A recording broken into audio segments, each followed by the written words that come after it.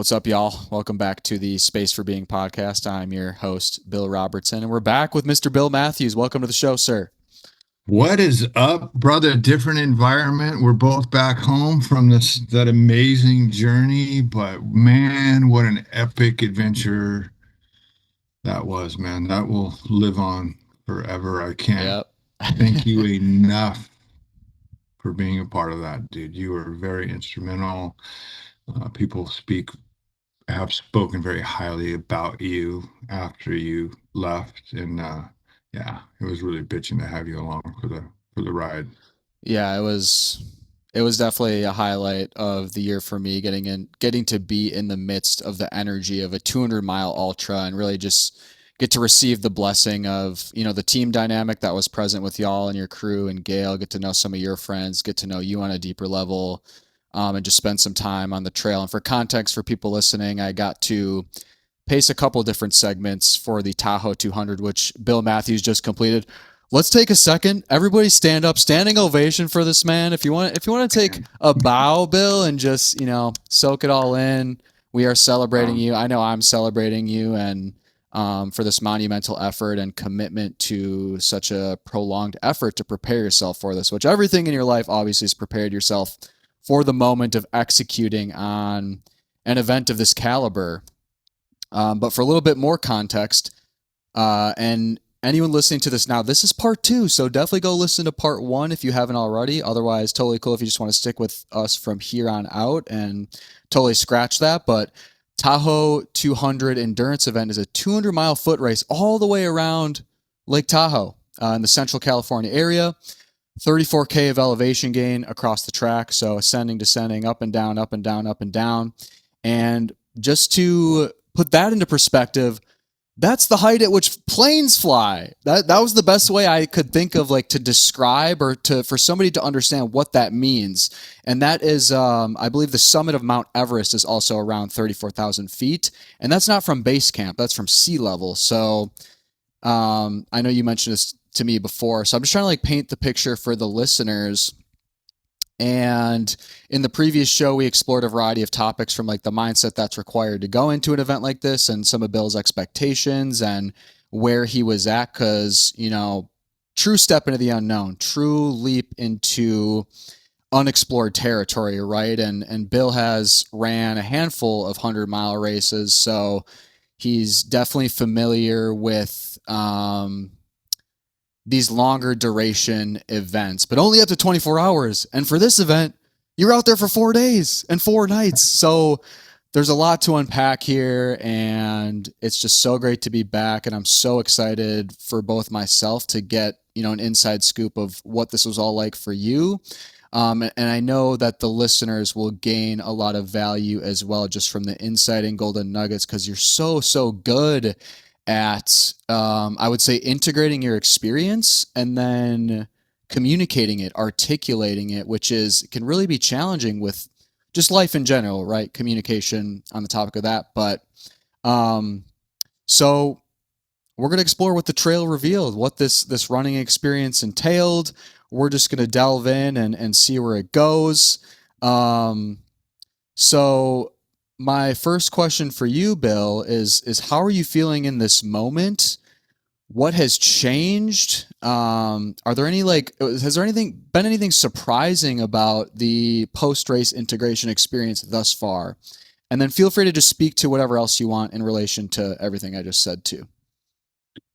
How am I feeling right now? I'm feeling freaking just outstanding. Still buzzing because you can have goals and aspirations, but you just don't know exactly what's going to happen. It's like the fact that I finished it and was one of the people that finished was such an elation, but it wasn't a letdown like, oh, it's over now. What? It's like, man, just taking that deep in, like, man, you just accomplished something that most people will never attempt. If you start looking at the amount of, the percentage of the people that run 5K, 10K, half marathon and up, it's like, whoa, man, it's like such a minute, smaller than 1% of the human race will ever attempt to do a 200-mile foot race.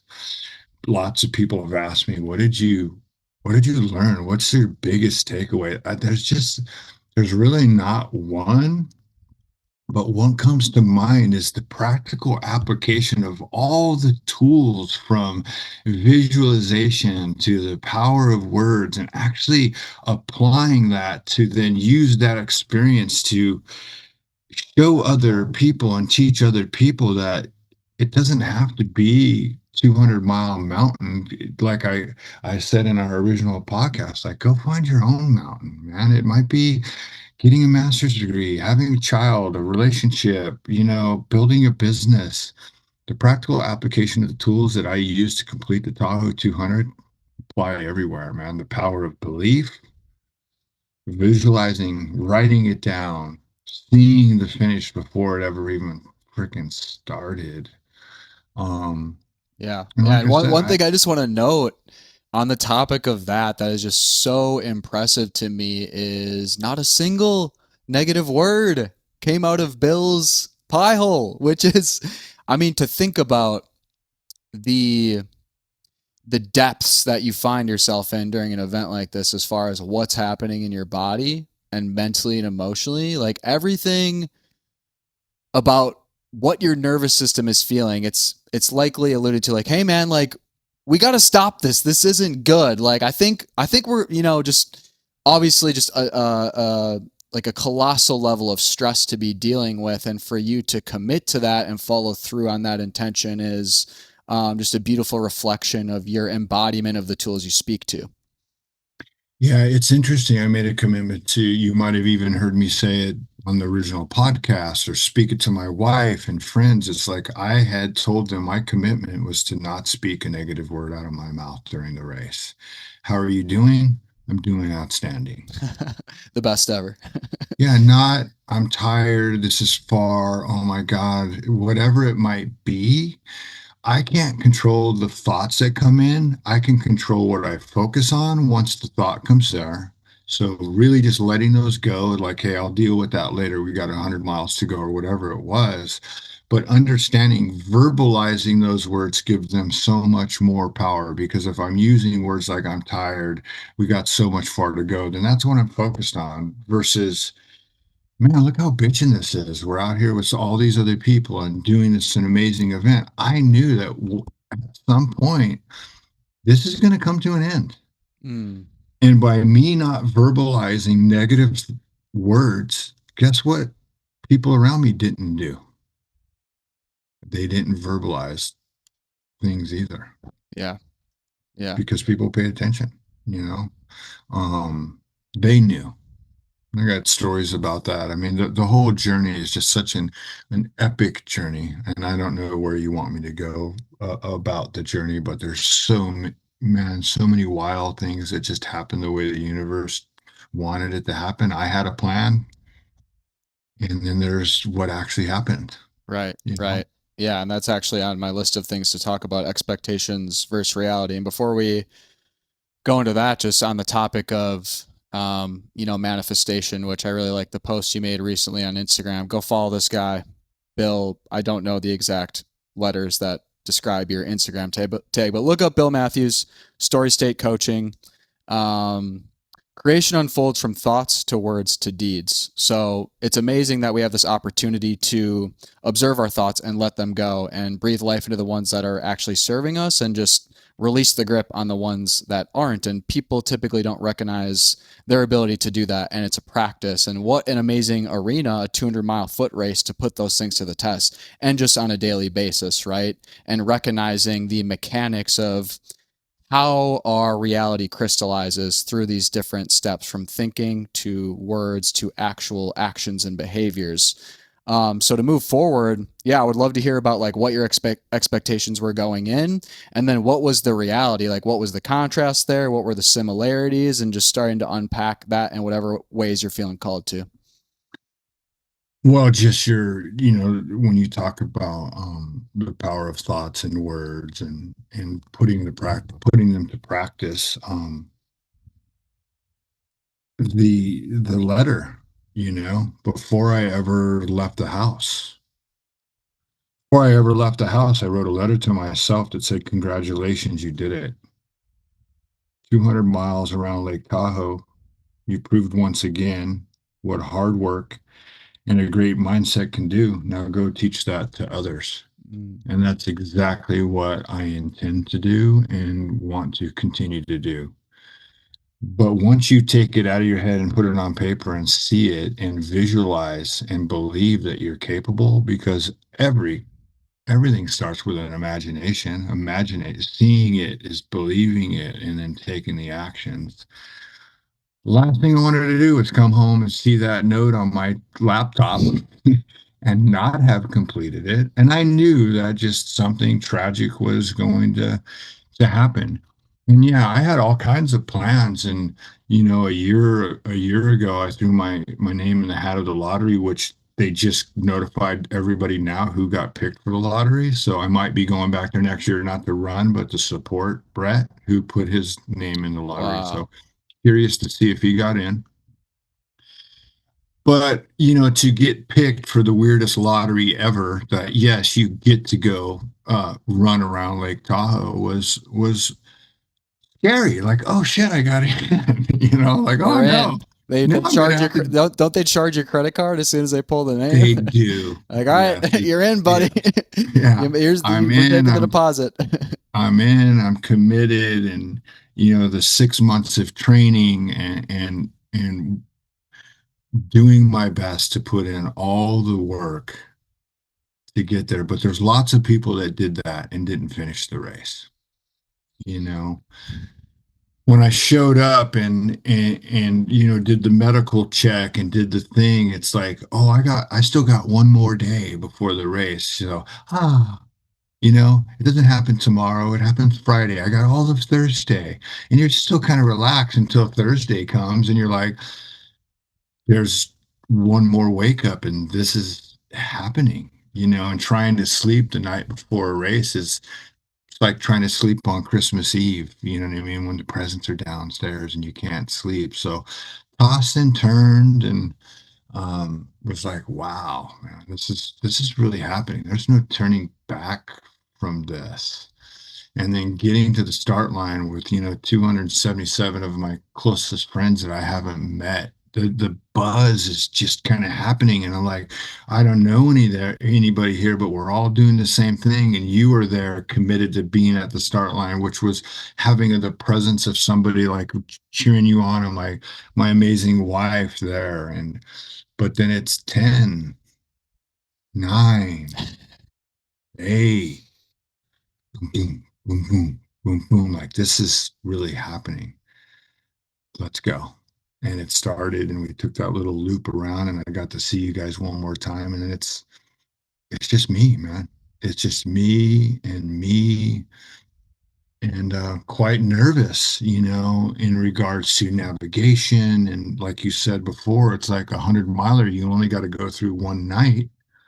But typically by mile 50, you're picking up a pacer. So you're really not going through the night by yourself. You have a pacer that's helping you navigate. So you're a little more relaxed because you don't want to get lost out in the wilderness, right? So that is something that I was so nervous about, is the navigation was on my mind. And as you know, because you were there, within a couple miles, I roll up behind this guy that has a patch on his running gear that says sober warrior. I'm sober for a long time. And I was like, oh shit. Hey, you sober? He's like, yeah. And he tells me how long, and I tell him how long. He's like, what? That long? But I just made this instant connection because we have so much in common. And I said, hey, man, we don't have any crew until mile 50. And even after that, man, I'd love to let's just hang out. I could clearly see that we're going to be by ourselves out there. Why not just hang out? And really, really quickly realized this guy is a navigator. Hmm. This guy knows how to freaking navigate.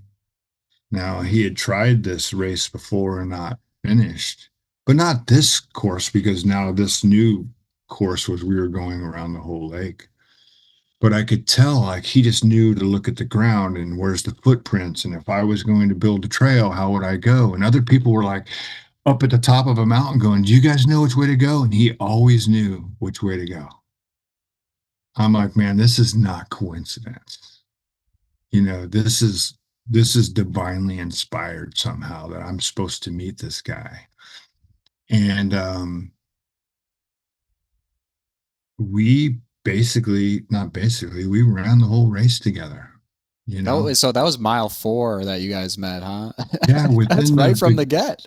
within the beginning, we have I truly believe I've found a lifelong friend on the trail. I mean, you spend 100 hours together with somebody. We know intimate details about each other's lives, like a friendship condensed into 4 days that would have taken months to talk that much. Yeah, you guys went to battle together too, just to share like, yeah, that level of intensity of an experience and the ups and downs and how that contributes to an emotional bond or just a bond in general with another person. For, for sure. And what was so great is as soon as we got to the first aid station where I had crew. First of all, my crew didn't show up where they were supposed to be because my tracker had crashed and everybody thought I was lost out in the wilderness. That's a whole nother story. It's like I get to the aid station, my crew's not there. I'm calling them up like, hey, where are you? They're like, oh, well, where your tracker says you are. I'm like, hey, I'm where I'm supposed to be, and trying to get that fixed with the aid station. But once they showed up, man, they not only took care of me, they took care of my new best friend, Matt. He didn't have anybody. And to see my friends so graciously take care of him like they took care of me was powerful, man. It's the tribe of trail running and humans that do that is pretty cool. And we went out on our way, man, and somewhere in the midst of the race, we ran into another sober guy. You know what I mean? And he came running up behind us and he's like, hey, are you guys talking about sobriety? We're like, yeah. He goes, oh man, I'm sober too. I'm like, really? He's like, yeah, man, 38 years. I'm like, you're kidding me. He's like, yeah, 38 years. I'm like, what month? He says, April. I'm like, shit, you got more time than me, because I'm May. So we had a bond as well. And his name was Greg from Boston. So you got Matt from Arizona, Bill from California, Greg or Matt from Arizona. It is, Arizona, Boston, California, three people that knew nothing. And he's like, hey, do you mind if I hang out with you? And he hung out with us for a while and until we got to an aid station and we decided to get some sleep. The That first 2 nights we might have slept just a couple hours, not enough by any means. You're just kind of buzzing and things are happening and trying to sleep sitting in a car or wherever is a little more difficult. And then but we told Greg, hey, we're gonna get some sleep right here for a couple hours. Take care of your feet, take care of some food, and then we'll meet you back. And as you know, because you were there, it's like yeah, he didn't meet us. We didn't know where he was. We don't know if he left before us, after us. We just knew that we had to go. And we left. And I didn't know if I'd ever see him again, but went off into the wilderness, man. And like you said, one night is something, but multiple nights knowing that darkness was upon us again. Something happens to the body physically, biologically, when the darkness comes, hormonally, it just gets dark. And there was times you're on the trail with 3, 4 guys, and it's like nobody's talking. I had this amazing playlist in my pocket that I told everybody, send me your songs, man. I got a long time to listen to music, and I'm just going to listen to a playlist. I have no idea what's coming on next. I had gangster rap to mariachi music, man, on a playlist that I never once put an earbud in my ear. It just never was convenient to do. It never felt right to do. What's really interesting, Bill, is we talk about meditation and it's 10 minutes, it's 15 minutes, but when you get that long in your head, things just really get quiet, man. Like yeah, there was nothing left for me to think about and worry about or try to figure out. It was just about being present. It was cool, man. It was just quiet. Like my mind wasn't telling me a bunch of crap. It was just like put one foot in front of the other and just keep going, you know? And I never had a doubt. Like I knew I wasn't giving up. Something tragic was going to have to happen. And I kept telling Matt, you know, hey, Matt, dude, we're doing this. This isn't a maybe we're going to get to the end. Like we're making it, you Hmm. know? And there was things I told people at the start line and I bragged about like I don't get blisters and I don't chafe. Can't say that anymore, man. Hey, chafing is a real thing, ultra runners, man. Prepare yourself. Wait, hey, wait, So, Bill Matthews, real quick for your boy over here and all the other runners that have not yet dealt with chafing. What sort of nuggets you got? What sort wait, like what's the main takeaway there? Like what maybe what parts of the body if you want to go there? I'm just curious because of course multiple 100 races, no chafing. You're gonna expect 200 miles. Nothing's probably gonna change about that, but clearly it did. well, people think of chafing like maybe my nipples got a little raw, or maybe my your Yeah. thighs rubbed together. It's like no. If you ever saw the movie Something About Mary, we're talking below the Franks and Beans. Like things are rubbing, things are moving, Mm-hmm. and not taking a shower for 4 nights and sweating and not being able to take care of that, things happen in places that I didn't know that they could happen. And you just got to, if you ever run for a long time and see your salt on your hat or salt on your shirt, well, salt is other places too. And then it goes, It's a very good point. It's a very good and point. once it happens, it ain't stopping until you stop. So just like everything else, you put that pain in the back pocket and go, you know what? That's not going to stop me. You just get up and start moving. Same way with a blister. You know, the medics at the aid station. There's four things to do in an ultra race to be successful. Stay on top of your nutrition, your hydration, your feet, and your sleep, and you'll get to the finish. You know what I mean? So I just kept moving. Tried to take care of it the best I can, but once you're behind it, and you just got to keep moving. But guess what? I wasn't complaining shit about that either. It is what it is. Let's go. Mm-hmm. I'll take care of that later. Um, so we just kept moving, man. New pacer, you, JK, my buddies, my wife, the most exceptional people. Bill, there was time I was surrounded by 5 or 6 people, including my wife, and they're just there to take care of me for no other reason.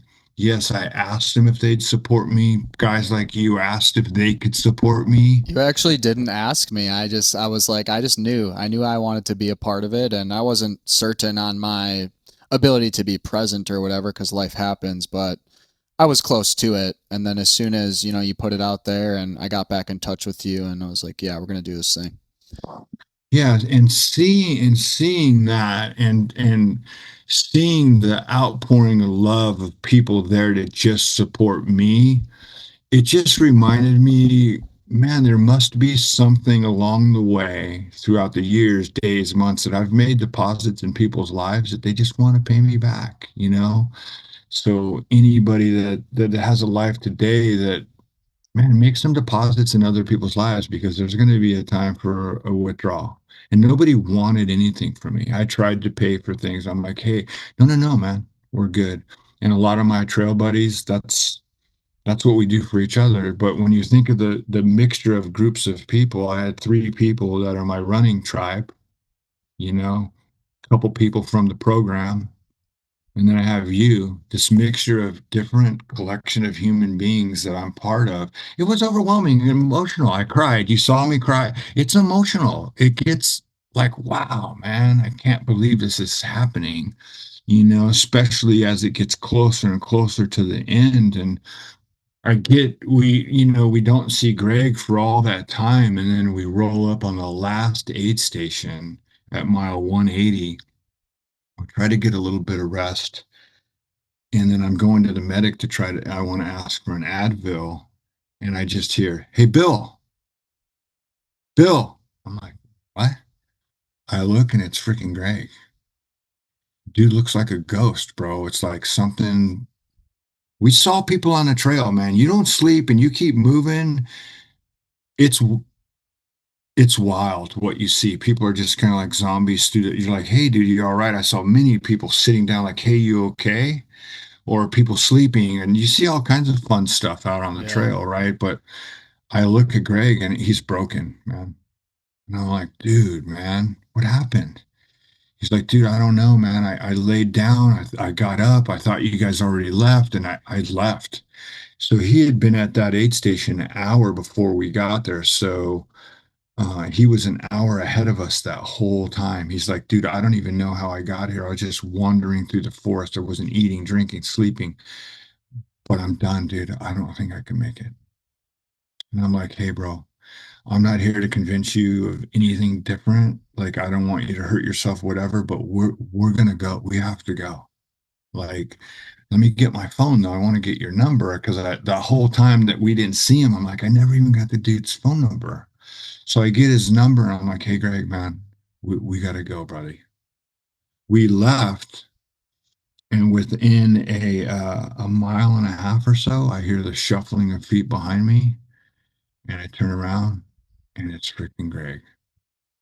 And he's like, let's freaking do this, which is such an amazing example of what we talk about and what I coach. It's like he had made a decision at that place that he blew it, that he can't finish, that it's too late for him. It's just not going to work out. That's the story he told himself. Therefore, that's the state of being. Like, Yeah. I blew it. He's just done. Somewhere between seeing me and whatever sparked that changed of what if I get up? What if I start moving? And what if I connect to those guys again? Can I make it? Yes, you can.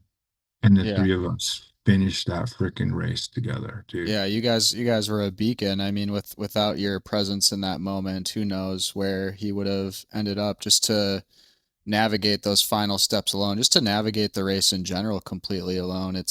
I mean, I think you're mitigating your chances of completion probably by a landslide, just not to have that moral support. And I mean, the level of disorientation that can occur while you're out there so sleep deprived, you forget to eat, just to manage yourself. That's really the task at hand when you're running. I mean, 100-mile races, but 200-mile races too. I was just watching a little documentary about the Cocodona 250 right before this call, and that was a point that was brought up. And on the topic of Greg, it was funny because when I completed my 19-mile segment with you, and for context for the listeners, I did a 19-mile. I forget which aid station to which aid station, but we left around midnight 30 to do this 19 miles overnight. Finished around 9:30. I left to go get sleep because my work was done there, and you were continuing onward. I saw Greg. Greg missed a turn. He's like, "Do you know where the trail is?" I'm like, "No, I don't. I'm just a pacer. Like I don't have a map or any of that." And I'm like, use your GPS, like trust the route on your phone, right? That was the best I could give him. And then I keep walking. He's like 50 yards away. And then I see the trail with a marker clearly marked. I'm like, bro, like this way. So that was funny because you were still back at the aid station with Matt receiving support and resting for a minute, eating food and stuff like that. Meanwhile, he's like a few miles ahead of you, So that's just so remarkable that you guys got to reconnect and then finish that last leg of the race together. And like you've been speaking to, ultra running is not a solo endeavor. It takes a village. And I think that's just a great insight in general as it applies to life. But you would think like, oh, like, yeah, you're out there running on the trails. It's totally up to you. It's like, no, you definitely need support from others, even if it's indirect. You need people sending you love. Mr. Bill Matthews here is so loved that he had 300 text messages come through during the duration of the race, which I just thought was tremendous and such a beautiful reflection of the impact you have on the world. But I just wanted to share a little insight into my portion of the story there as it relates to Greg and you guys coming back together. But keep marching onward if you got some more there. Yeah, JK, my first pacer, he just outstanding. Pacers normally are like, hey, you're looking good. They're like your hype guy. You're looking good, bro. Drink some water. Hey, when's the last time you used the restroom? Whatever. but not in this event. This event is like, hey, there's a water crossing. Hey, JK, see if you can find our way around. Next thing we know, JK is like, hey, over here. I mean, we went through multiple water crossings. Some of them we got to get without getting our feet wet. Hey, guys, there's other 4 to 5 water crossings, some of them knee deep, and you still got 8 miles to go. This is an expedition. This is an adventure race. We must have climbed over 200 trees or more, 250. I wasn't counting, but man, a lot more trees than I ever wanted to see. Yeah. 500,000 steps over 4 days to put it in context. But JK had heard Matt and I talk, and he says, Bill, I can see something right away. This is not about you finishing this race. This is about you guys finishing this race together. You want to go fast, go by yourself. You want to go far, go together. This was for me a, a connection, an event that we were doing together. And then to have Greg, finish with us was just exceptional. And the sleep, I learned that, I've heard about dirt naps before, didn't realize how, if I could do it, I can do it. It's like we would go 5 miles and sit down for 5 minutes. We would go another 5 miles. We would take a 15-minute break. And yes, you can lay in the dirt, the weeds on a rock, and in 15 minutes you're snoring. And my pacer, whoever would say, "Hey, I'm setting a timer," and within 15 minutes it's time to get up, guys. And not Matt. No one complained. We just got up. Someone would try to help me get up. I'm like, I don't need help, man. I got to do this on my own. And I would get up and I would just go. And that 15 minutes was enough. I didn't even know I fell asleep until they were like, dude, you were snoring within seconds. You know what I mean? It's like, holy crap. But as you get closer to the finish, it just gets more emotional. And I remember stopping just to pause and look back at my pacers and just say, hey, man, I freaking love you guys. And I could not have done this by myself. This is maybe I'm the one getting the belt buckle or whatever, but I could not have done this by myself. This is powerful, something that I will never ever forget. And as you come around mountain, and no, they don't make it easy. It's not all downhill to the finish line. Like, no, we're going to make you climb a 5 mile, 9,000 feet, whatever it was. It was this never ending false top where you thought that's got to be it. And the last thing you want to do is look up and see people way up above you. You're like, oh, it's just demoralizing. Like, man, we got to keep going, but you just keep pushing, man, pushing, pushing. But once you get close, like Matt was like a mule, man, like a stable horse. Once he knew where the stable was, he just hustled, man. I think he finished like 5 minutes before me because he was just like, I'm going to the barn, guys. And he's leaning and doing his thing. You know what I mean? And it was all good. Let him go, man. I'm keeping pace with my pacers. We're just kind of moving, but So you much for start to finishing hear, together. yeah, you hear the bells, man. You hear the hooting and the hollering, and it just gets so emotional. And Greg is standing next to me. He's like, Bill, man, take the lead, bro. This is your moment. And coming down and just hugging my wife and raising my hands of I freaking did it. There's no more wondering if or what I freaking did it. And I only did it as a result of believing that I could do it and putting in the hard work. You have a plan, you put a plan in place, the mileage, the days.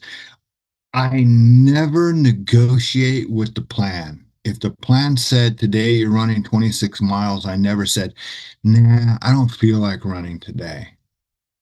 I just went and did it. Does that mean life didn't get in my way and there was days I couldn't run the miles? No. But I never consciously said, I don't feel like it today or I cut down my mileage because if you do that, when you're on top of the mountain when it gets really dark, that's where the lack of that crack comes in. See, you didn't put in all the work. And throughout that process of meeting that man in the dark, as I said in This is the only time I get to see who shows up in the dark, man. It's the boss at the end of the freaking video game level. It's like, okay, night two is a whole nother level, bro. You're gonna meet him again. And you just push through, and that just builds confidence over the time. And finishing that race and seeing all the celebration and all that thing is just so amazing. And I remember I talked to Matt afterwards and I said, "Hey, dude, man, I don't know what would have happened if I didn't meet you because I did meet you. Thank you for navigating my way through this, dude." And he told me something. He told me a couple things. He says, "Bill, you were saying things throughout the race like, hey, this isn't a debate whether we're gonna make it or maybe." You were like, "Matt, we're making it." And in his mind, he said, "Hey, whoa, whoa, whoa, dude, don't jinx us. We got a long way to go." But he started to question himself. Why is Bill able to voice these words and I'm not? And he says, "Bill, God might have put me in your life to help navigate this, but God put you in my life to finish this race." Because he says, "I don't believe, Bill, I believe if you weren't there, I would have found reasons to tell myself to quit."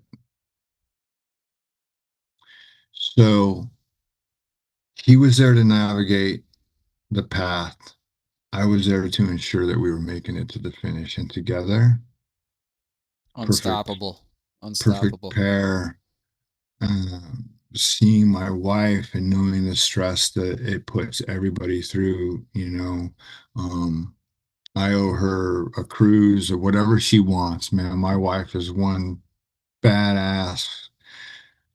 She's my rock for sure, man, because I know the stress of getting. You would think like, oh, I'm not going to see them again for 13 hours. They're going to go to the hotel room, get all this sleep. Like, no, it's like all this planning and moving my stuff, and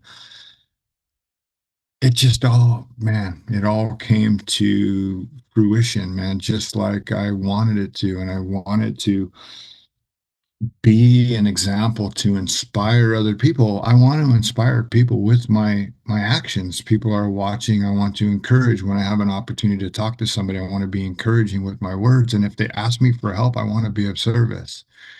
And that's ultimately my purpose, man. And when I relate this back to recovery, it's like find somebody that's navigated this path before. Ask them to help you, and they will. You know, this mountain, if you want to use it as a metaphor, there's people ahead of me reaching back their hand to me saying, "Hey, man, I know the way." And then I'm just reaching behind me, grabbing somebody else, man.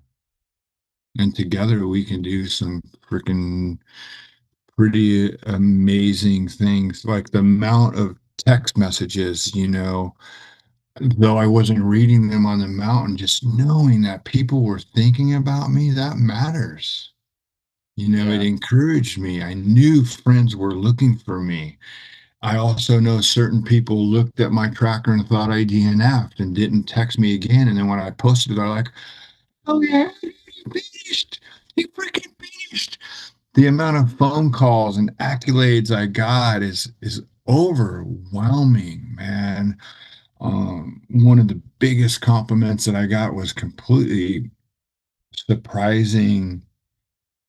And a guy called me and says, "Bill, man, I've always respected your sobriety and the man and the way you carry yourself. But after this, Bill, I want to let you know you are by far the most impressive human being I've ever met in my life, man." And I fucking cried, dude. Like, and my wife, like, I've never heard those words come out. Was not my intention. What's cool is that's the byproduct. I'm not out to impress anybody. I'm out to inspire everybody that find something that you're passionate about, believe that you're capable, and dude, be ridiculous like in your obsession and your ideas and your goals. Be outlandish because you can reach them. Have something so scary that when you tell somebody about it, they're like, "What are you going to do?" Put something on your calendar that scares you a little bit. If it doesn't, it needs to be a little bit bigger.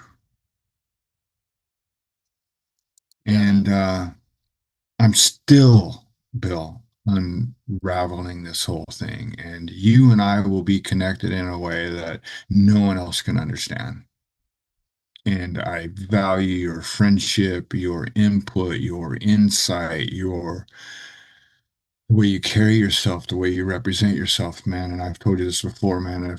If our future lies in the youth, man, men like you, man, we're in really good hands, dude. I got nothing but love and respect for you.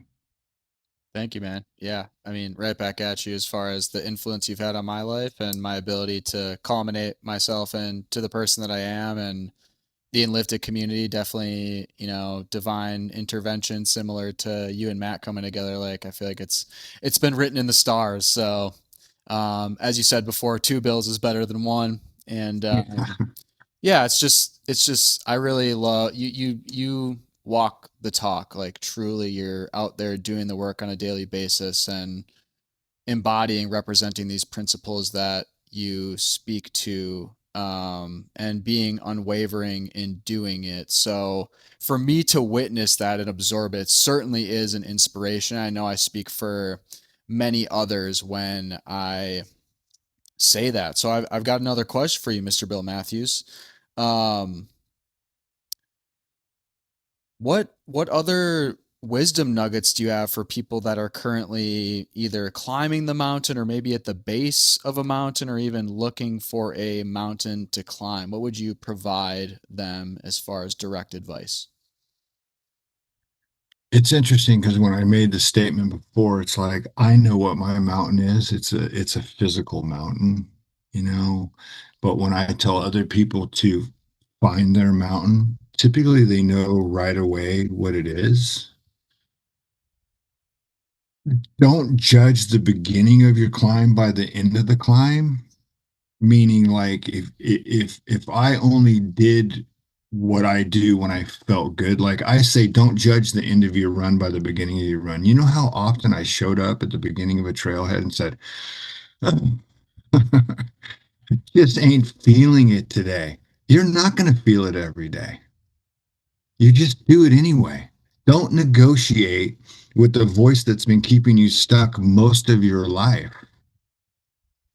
Do it anyway, one step, because I often will start a run feeling kind of, and after mile one or two, as you know, you're like, hey, man, I'm feeling pretty freaking good. This is pretty awesome. And by the end of the run, I'm like, dude, I just ran like one of my fastest miles. It's not always going to be easy, it's always going to be worth it. You will never regret going after your dream, going after whatever it is you desire. But I guarantee you, if you don't go after what you desire and what you've been dreaming about, you will regret not trying. One of the five regrets of the dying is I wished I lived a life more authentic to myself than what other people wanted of me. Chase your dreams, your goals, whatever you're passionate about it. It doesn't matter how crazy it might sound to other people, you know? Um, And yeah, that's not always going to be easy, but it's going to be worth it. It's going, and I know that's a very cliche thing, but It's true. um, it It's it true. is but it's true, you Yeah, and I know. I think it's like, I mean, this is what we truly want. Our minds may present a different story, but to like have the opportunity to go into adversity and find our way through, that's what makes the finish line what it is. If it were a cakewalk, then what would it mean? It wouldn't mean anything. And that's where we grow the most. Our comfort zone is a plush line coffin, so to continually remain there will promote a sense of stagnancy. So like, it's interesting because we have this dichotomy of like wanting comfort, which we need comfort and we need to be able to take space to restore and recuperate and integrate and all that.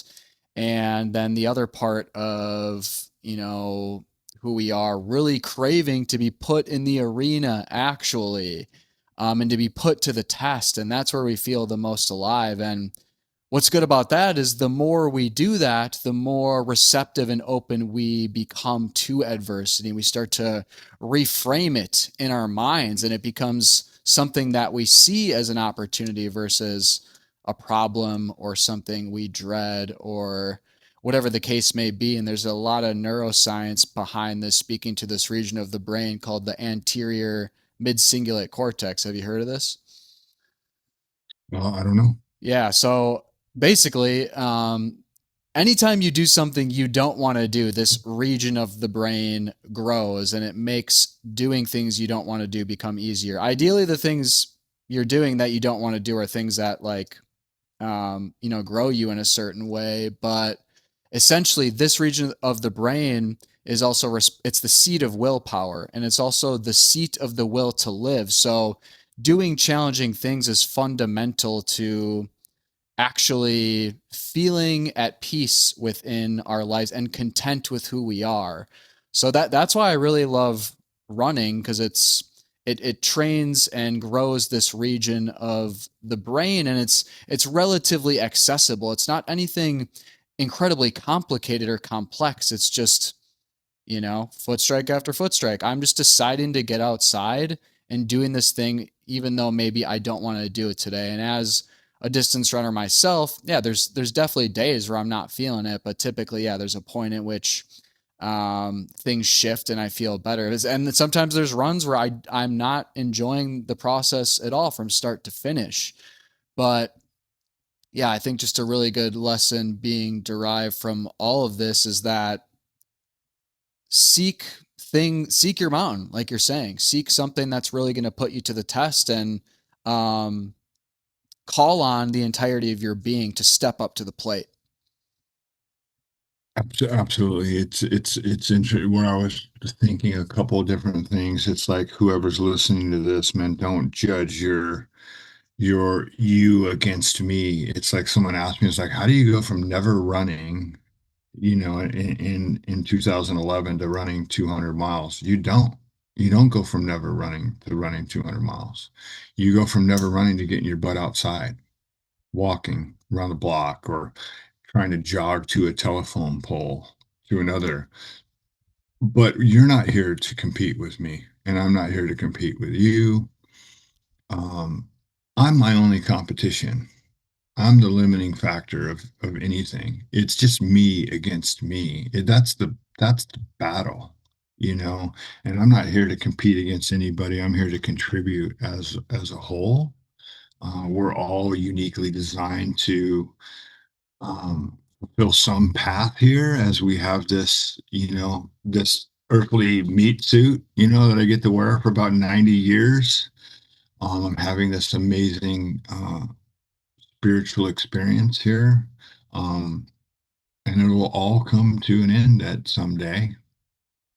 And I want to live my life to the fullest. And you brought up Enlifted. Obviously, that's the core. I mean, if this ain't the practical application of the Enlifted tools, which is really a system of working on your mindset. And what is mindset? It's the story you're telling yourself to yourself, and Yeah. if you continue to tell yourself a story that you're too old and you don't have what it takes and things don't work out for you, you're right. But if you begin to tell yourself a story, you're the right age and you can accomplish great things, you're right as well. So this training my internal dialogue to tell me that what if the good shit happens has really changed my life, and when we talk about 100 hours of never speaking a negative word, that's not by mistake. That came from years of me practicing what happens when I do speak negative things out of my mouth. Well, then you focus on the negative, because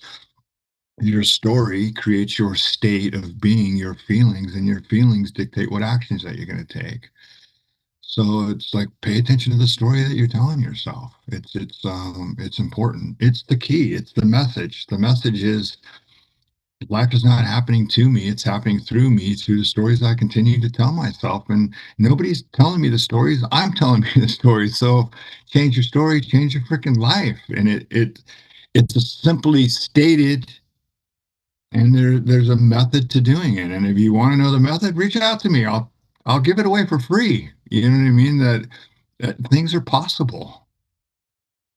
Yeah, I mean, and we've spoken to and lifted a couple times over this podcast and the last podcast as well. And for the listeners, it's mindset coaching certification and community, speaking to the mechanics of how to practically curate your own mindset and really just learning how to observe the story you're telling yourself and how that influences your physiology, your beliefs, and therefore the reality that you experience. So, anyone that's curious about that, definitely check out the Inlifted Method. Go on YouTube, check out Spotify. Just incredibly valuable tools. And one of the main focuses of what we're creating with the High Wellness and Social and this podcast in general is helping people awaken. And this is one of the most simple ways to go about it. I think there's many doorways.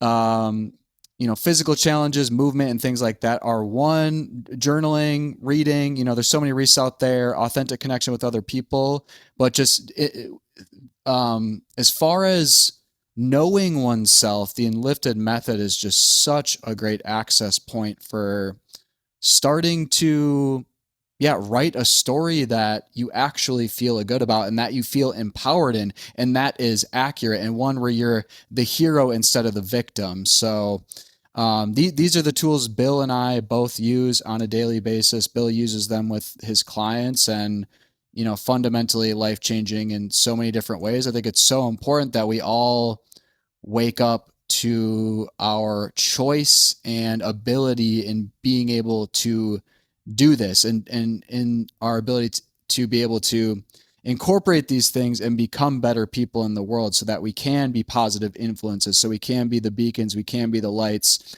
and that can ripple outwards, because that's the biggest impact we can make, and that's what we have most control over. Yeah, man. Shout out to Mr. Mark England, the OG, and Mr. Adam Chin for continuing to be out there and teach this method. And yeah, it's interesting because the analogy is this. So everybody knows what a snow globe is, right? It's like that's what the inside of my mind used to look like all the time. I'm Yeah, just Bill's just holding a snow scattered. globe for anyone wondering on the Yeah, and Spotify. if you just stop for a second, everything settles, man. Just pause, breathe, allow the chaos. And ultimately, I'm holding the snow globe. I used to live inside of it, being the participant of the story. And now holding it in my hand, I'm the freaking observer. Story in your head has no beginning and no end. A story on paper, you physically see the beginning and you see the end. A story out of your head and on paper, you become the observer. Why? Because you're not thinking about the story, you're looking at the story and the words that are making it up. Change the words, change the feeling. It's interesting. You go from victim to creator. I lived a long, I spoke in the first podcast about the chess, playing chess. It's like if you write out the word reacting and creating, both the same letters, just moved around mean completely different things. How long did I live my life reacting to everybody and everything? And now today, I am creating the life I want through the power of my own thoughts because we're creating our own reality. If you don't like what you're seeing and how you're living, you get to change that any moment you want. And that's not woo woo. Manifestation is not magic. I mean, it's magical, but there's mechanics behind it. And it starts with the power of thought, imagination, and words, and getting it on paper and visualizing. People talk about The Secret. The movie The Secret got a bad rap because, vision boards, the law of attraction, that shit is real. But if you think about the law of attraction, what's the last six letters of the word attraction? Action. You can create a vision board and see it, but I had to take some freaking action. I'm not just going to sit in my room and not train and visualize myself crossing the Tahoe 200. That would have never worked. But seeing is the beginning of believing. If you can see yourself accomplishing it and believe that, then you can reverse engineer that. Well, if I've accomplished the Tahoe 200, I wonder what somebody that accomplished that did on a daily basis. Probably took care of his nutrition, slept fairly decent, and put in a whole bunch of miles. And I am not all hustle and all grind. I'm not that guy. I'm not David Goggins. He's got his message and his people, but I am all gas, no brake, or all output, no input. The math doesn't work. Paul Chek talks about working out and working in. I do believe in rest and recovery. And after the Tahoe 200, I took a whole 5 days off. Oh, just a just a whole 5 days. I didn't run, I didn't do Yeah. anything, and trust me, it was actually hard to do because my instinct is to run and to move. So, but I allow myself to rest and recover, and I don't go run 100 miles a week every week. My average mileage is about 25 to 30 miles a week. You know what I mean? I'll run Monday through Thursday, take Friday off, go for a decent run on Saturday, take Sunday off, time with the wife. I want my body to recover. I don't train for ultras all the time, and I don't have anything on the calendar right now. I will do a 100 miler next year somewhere Yeah. because that's easy. It's like half. Just kidding. 100 milers are completely different races. They're a lot faster. Yeah. You have a lot tighter cutoff windows. This multi-day event is designed. This is an endurance expedition, is what it was, man. And running has been my teacher. At first, it taught me you ain't really good at running, but it also taught me if you keep going, you can get better. And now it taught me that I'm capable of some pretty bitchin' things, man. Yeah. Yeah. And And how does this the Tahoe 200 measure up to the 100-mile races you've done as far as difficulty level, perceived difficulty level? Are much they more different. different I, arenas or just it's apples completely and different oranges? arenas because the Okay. speed that you have to go. I've missed cutoffs at a 100-mile race.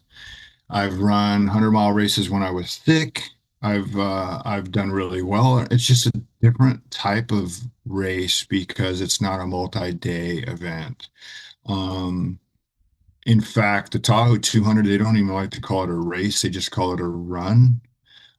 There is people that are phenomenally fast at these things.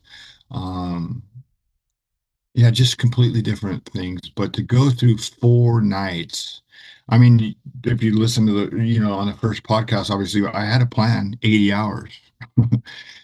You make plans, God laughs. Just get out there and freaking do it. It took me 20 hours longer.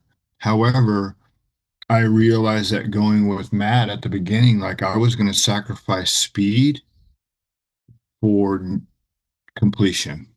I made that decision somewhere like I could be going faster, but could I go further? I Yeah. sacrificed my needs for the benefit of us together. Yeah. That's incredible discernment. So it wasn't about your own physical capacities, it was about staying with Matt, that specific decision or Absolutely. At the beginning, okay. I realized, wow, I could be going a lot faster. There Sure. was times that you were with me, I could have gone faster. Yeah. I chose to go at the momentum we were going as a team because the team was more important than me. Mm. And I knew that finishing in any capacity, ain't nobody looking at my Tahoe finish going, well, wow, it took him 100 hours. It took these guys 7. It doesn't matter because they're not my competition. I'm not competing with anybody. That wasn't my goal. My goal was to prove to other people that if you can endure and stay in the pocket long enough, you can accomplish good things, whether it's your business, staying sober, it's the people that are willing to endure the difficult things and keep moving forward that achieve the goal. So many people give up, whether it's digging for gold and they sell their land and the guy comes over and digs 2 feet and hits the main vein. It's like, dude, it was right there, bro. So many people get stuck, and we saw people out on the trail, they give up.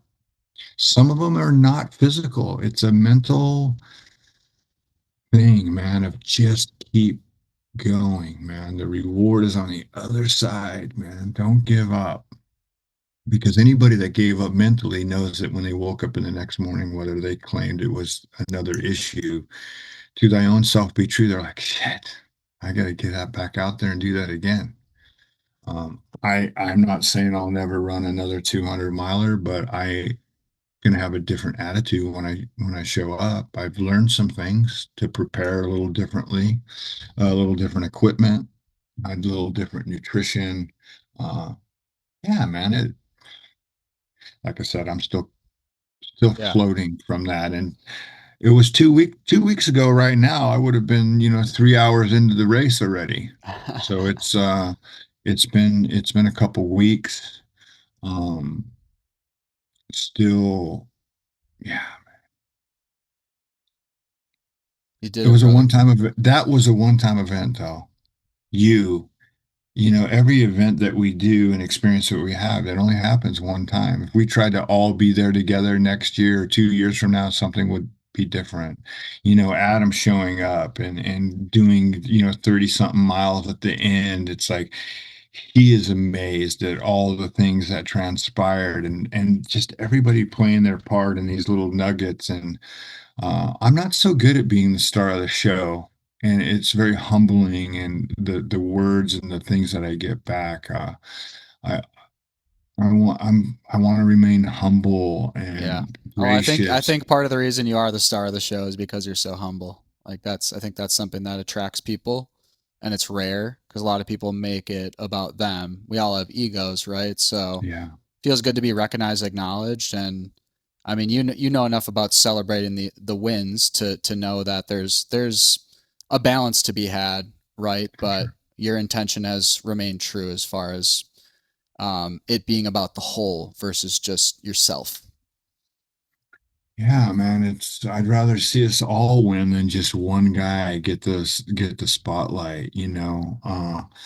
I spent some time in Costa Rica at a retreat. My wife and I were laying in a meditation, and I just remember looking at my wife and saying, "Man, I want to shine. My goal is to shine my light on her." You know, I get accolades because of the things I do, and I put myself out there. My wife is so wonderful and creative and such a shining star. And it's like, man, I want to shine my light on her. I want her to get the recognition she deserves. She's so humble and like she's a great artist, whether it's jewelry or, pottery now. And she's just such an amazing human being, man. And Yeah. uh, I really was inspired by when we were at the aid station. You just rolled in the evening there, and all you were saying is, I love you so much, babe. I love you so much. It was just so amazing and rejuvenating to witness, to see, two individuals that have walked the path for many years and still have that level of love for one another. Because I remember a conversation we had on the trail, referring to somebody in your community saying that he didn't even say "I love you" to his wife, nor did his wife say it back. And the yeah, state of affairs with relationships, present day in American culture, I'm sure world culture in general, is pretty sad. The bar is very low, so it's promising to see two people that are, still that loving towards one another. And behind every great man is an even greater woman. So shout out Gail Matthews. I was so happy to get to connect with her more. Cause yeah, Bill, Gail, and I, for the listeners, we've had one other in-person experience together in Austin, Texas, and those things fly by. So it's just cool to see the whole dynamic, everyone working together, how she supports you, how you guys work and collaborate together in general. And yeah, just wanted to share a little bit about that. yeah. I mean, we've been together since we were kids, man. I think she was 22, I was 25. We got married, just kids, man. We've been married for 34 years. And we've had our issues and trials and all the things that happen in a young relationship. And we never gave up on each other. Uh, so many men, life gets tough and they're like, oh, I'm just going to go find a new relationship. It's like when I work with men, I'm like, you're going to get to 5 years every time. And when it gets to this point, you're going to give up. You're just going to be right back here again. People often want what my wife and I have as a relationship or what I have in sobriety, but they they don't want to do what I did to get it. Like you got to go through the dark times to Yeah. get to the light, and if you ask my wife and I what the key to a long-lasting marriage is, we would both say the same thing. It takes two good forgivers because I'm going to be a knucklehead at times and she'll forgive me. And guess what? She has her turn and I forgive her. We don't go to bed mad. I know some people whatever. It's like you don't we have whatever disagreements, but we don't go to bed mad. We have an evening ritual of Palo Santo. We pray, we clean, we clear, we dispel all negative energy before we go to bed. Call it woo woo, whatever, but it works with us because we do it with intention to go to bed, loving each other, and we kiss each other every night before we go to bed. And the I love you, I was like, man, I don't know when's the last time I hung up the phone with my wife and didn't say I love you. Yeah, You it's not know, even a conscious thought. It's just who you guys are and what you've worked to cultivate to the point of like it's just embodied and you guys emanated and it's really cool. well, good. I want to be an example that, not only are there physical capabilities for people, there's also romantic. It's like you can have a long lasting, beautiful relationship. I would say my wife and I are closer today than we've ever been, and it's so much more than anything I could have ever imagined. And that doesn't mean it's always rainbows, butterflies. We have our discussions, but we've also learned how to communicate. If I'm Yep. ever having a conversation with my wife and my voice gets loud, she gets to say something and puts me in my place, and she'll say, "Hey, where's your sunshine?" And that means I have to pause and I have to take 3 breaths, and then I could re-engage in the conversation. But that cognitive shift, because I'm reacting, I'm defending. It's like, whoa, that's not how I want to represent myself. And guess what? I get to say that to her too, because that's not how we decided that we're going to communicate with one another.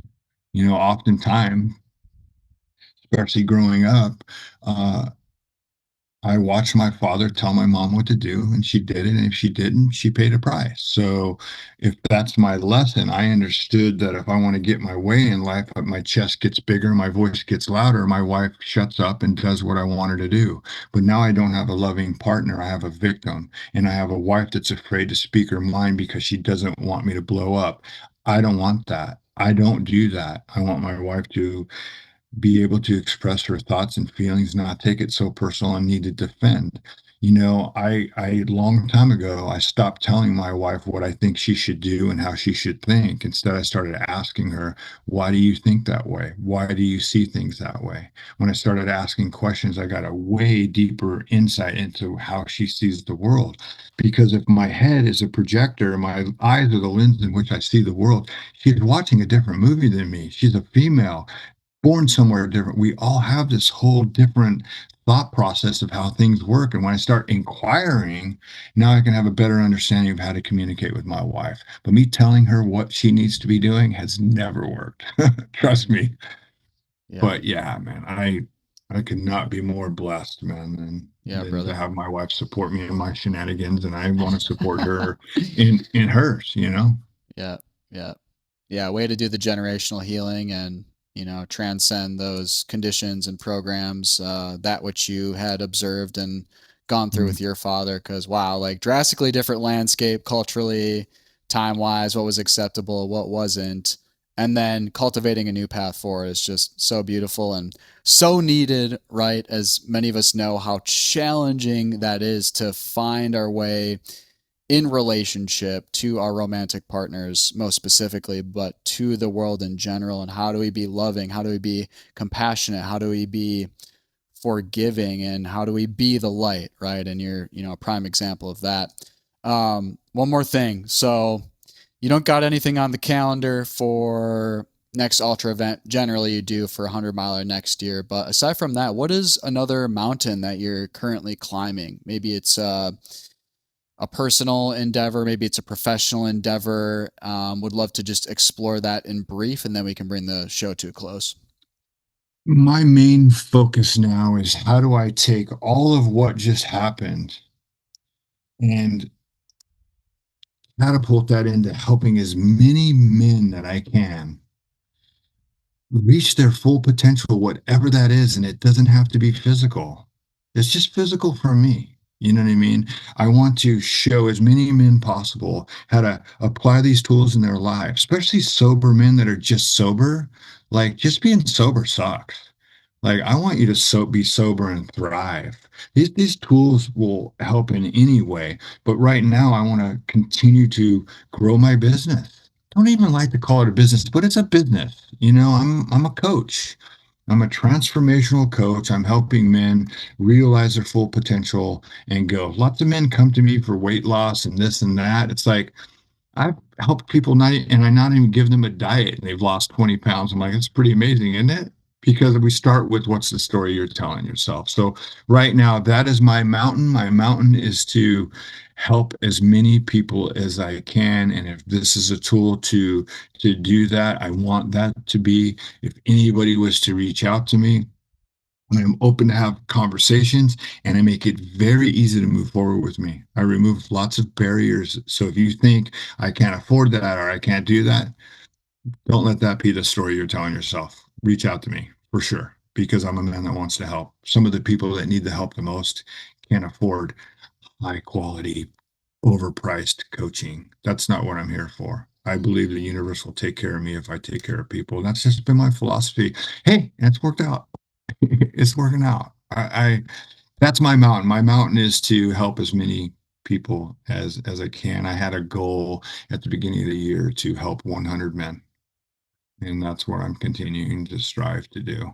Let's help that man. Let's help this man meet that goal. Where can they find you, Bill Matthews, to work with you, So inquire about anything? primarily, yeah, primarily on Instagram. I mean, I'm on LinkedIn too as Bill Matthews, but Bill Matthews on Instagram, story state coaching. That's the framework of what I do. What's the story you're telling yourself? What state of being is that creating? What actions are you taking or not taking from that state? And what results are you getting? Because if you don't like your results, let's change your story. So that's where to find me. I'm there every day. I post every day on Instagram. Every damn day. He's making the deposits. Let's go. Let's get Arsenio Yeah, man, Hall. make deposits. Make Yeah. deposits. Yeah, man. Spread some Yeah. love and some positivity. Mm. Would love to be of service to any and Bill, if there is ever any way, anything I can do for you, you know I got your back. Especially your first 100 miler. I don't care if it's in Hawaii. Wink, wink. They have 100 milers in Hawaii. Oh, Uh, I might have to just look into hey, that. wherever it is, it's on me, and I will be there to support you in whatever capacity you ask me to be. Thank you, brother. I look forward to the day. With that, Space for Being podcast, I'm your host, Bill Robertson. If you derive value from the show and you want to support it, share it with a friend, spread the love, pollinate that shit. And follow us on Instagram, Space for Being Podcast, at Hive MKE for the Hive Wellness and Social, YouTube, all major streaming platforms. Subscribe. That's a great way to just keep this ball moving forward. And with that, we love you all. Big smooches. Go forth and prosper, and we'll see you at the next show. Adios. Be bitching. Be bitching, y'all.